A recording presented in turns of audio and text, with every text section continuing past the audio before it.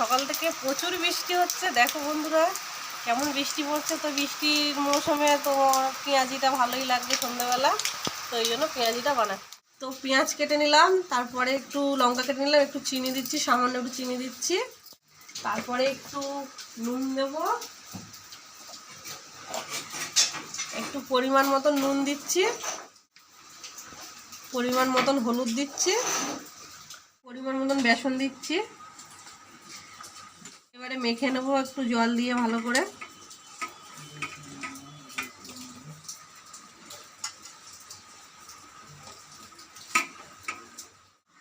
আমি সাদা তেলে পেঁয়াজিটা ভাজবো, তোমরা চাইলে সরষের তেলেও ভাজতে পারো।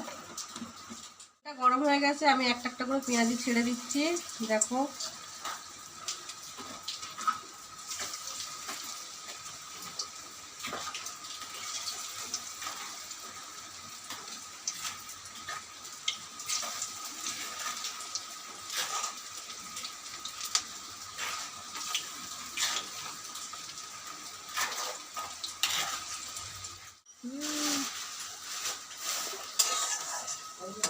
দেখো বন্ধুরা, এই যে লাল লাল করে ভেজে ফেলেছি, এবার তুলে নিচ্ছি।